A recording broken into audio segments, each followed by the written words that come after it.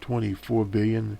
Imports increased 26.2 billion to 466.7 billion dollars there. The deficit with Germany increased 6.8 billion to 0.7 billion in 2014. Exports increased 2.1 billion to 49.4 billion. Imports increased 8.8 billion to 123.2 billion. Note, all statistical references are seasonally adjusted. Statistics are based on balance of payment basis unless otherwise noted. So that is from the Bureau of Analysis at the Department of Commerce. Jump back here to Bloomberg, I believe. Wait a minute here. Yeah. The next Bear Stearns, we're going to get this in, then we'll go to the BBC. The Council of U.S. Regulators, led by Jack Lew, he's the Treasury Secretary, is going to tell companies sooner when it's assessing whether the company should be labeled critical to smooth functioning of the financial system. A badge they are resisting because it would mean they will be subject to Federal Reserve oversight. The change was approved by the Financial Stability Oversight Council. That was on Wednesday. An alphabet soup of banks and market regulators, including the FDIC, SEC, that was founded in 2006. Financial crisis, it means fighting between two companies and regulators going to start early. The council will notify companies when it analyzes them in the second stage of review, possibly months earlier than they are now. So in other words, we're getting more regulation here, and would lead to more stability in the economy. Publicly traded companies will probably disclose the news earlier to stockholders, although the disclosure isn't required under any Pacific Security and Exchange rule. Companies wouldn't want to be accused of trying to hide materials. Interesting. Investors might have to buy and sell decisions with less information. So far, entering stage 3 has been akin to being designated systematically important. All four public trading companies that have gone to stage 3, American International, Prudential Financial, General, GE Financial Unit, and MedLife, ended up being designated. All made a public disclosure when they were told they were in stage 3. Investors at the time were able to make decisions with confidence. That's very, very important. The FOC could be more cautious in moving companies along. If companies tell the world when they're in the second stage, regulators might think twice before putting them there, knowing that their actions will become public sooner and have important impact on investors. Regulators such as Dr. Lew, Dr. Yellen, might take more time and more deliberation in that process. So the Bloomberg thing is hunting for the next Bear Stearns. Obviously, before Bear Stearns has an opportunity to become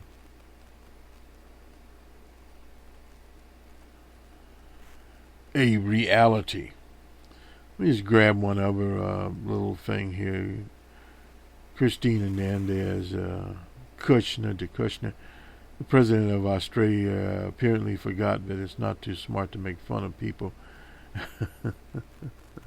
who are bailing out your country. Kind of strange.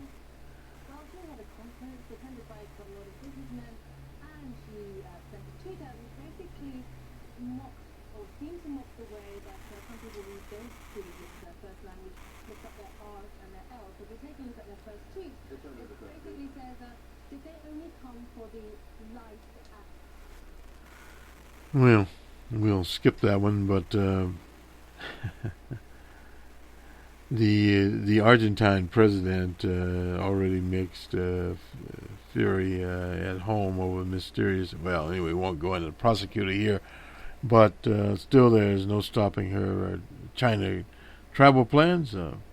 She is traveling to China. The Argentine government and the Chinese are working very closely together to sign a deal to establish $11 billion swap agreement. The Argentines were taking advantage of a generous draw, close to $3 billion since then, an official of the Argentine Central Bank. So China and Argentina is there. Argentina is the only country in South America benefiting from Chinese generosity, according to this. Venezuela, Ecuador, and of course they have signed separate agreements. China has provided a combination of $27.5 billion in funding and investment. No doubt about that. The Chinese are investing in many enterprises. Let's go now to the BBC and start to wrap up our report here. Twitter beat expectations. The whole Greece saga there is the new government in Greece to convince the Europeans to restructure their debt. And Yanis Varoufakis said too much time, hope, and lives have been wasted by the austerity program in Greece. At one time, these austerity programs was the fighting word of the World Bank and the International Monetary Fund. Now they have begun to see the light. Some of us were voicing concern and vocal opposition to austerity, whether it be they forced it upon many emerging market nations in Africa and in Asia, and destroyed their economies, and in the south of the Americas, and then of course in the U.S. the austerity here, sequestration, bottled up the economy in the U.S. And Greece being a victim of it, Eunice was speaking after talks with the German counterpart Wolfgang Strebely, who said the reduction of Greece's debt was off the table.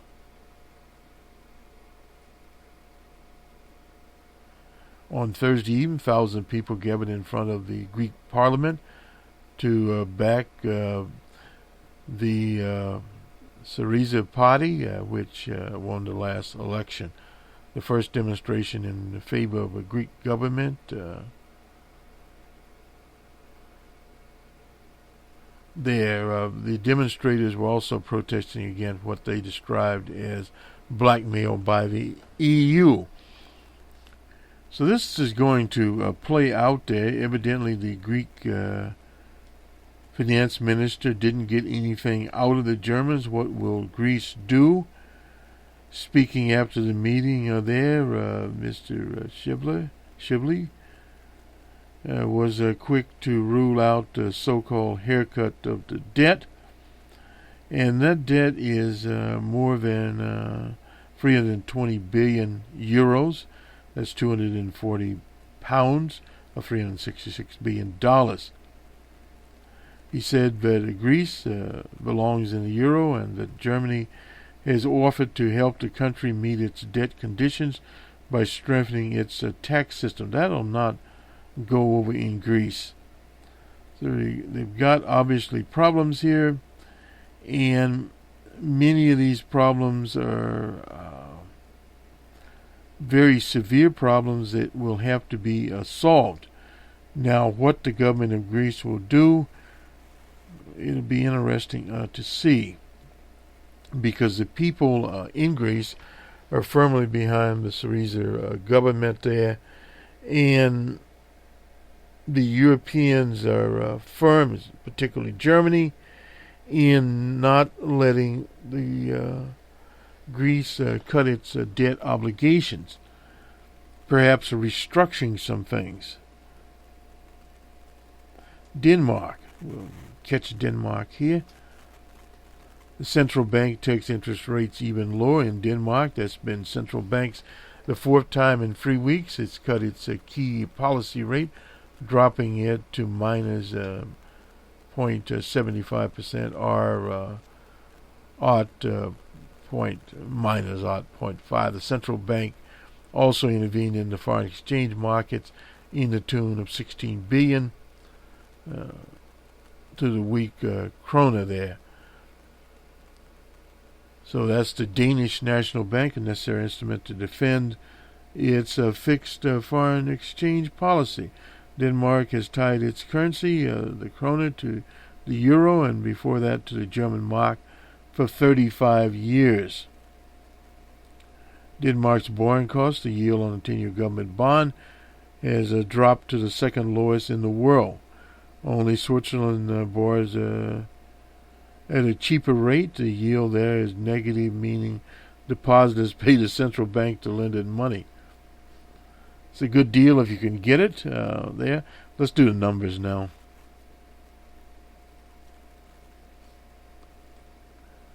Incidentally, employment claims in the U.S. Were up. We didn't report that, but they were up slightly. And let's just jump to that. We don't like to miss out on anything here. We got the oil story there, and we talked about the U.S. job market is firm despite slowing economy. We got that through our PMIs there, but we'll non-farm payrolls increased 234,000 last month after advancing 252,000 in December. That's according to a Reuters survey now. The unemployment rate is a 6-year low at 5.6%. The Labor Department, we'll get that on Friday, and on our other edition, we will have those facts later today. Actually, it is Friday now as we record this, so we'll have it later today to kind of round information out. So now we'll go and do the markets.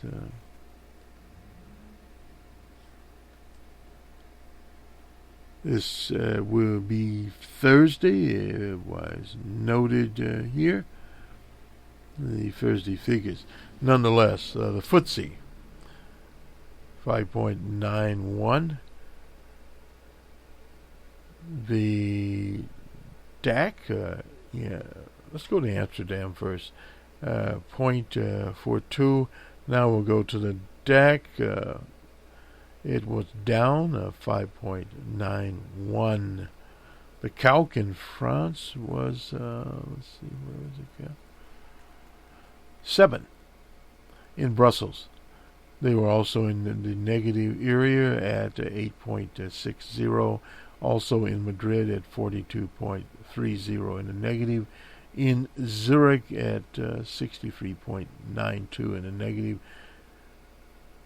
There, and let's make sure we got everybody here. Okay.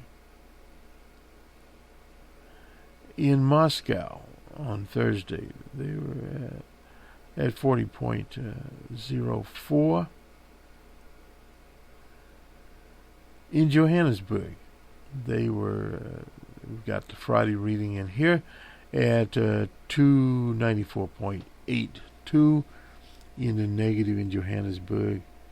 In Bombay on Friday, 99.49 in the negative.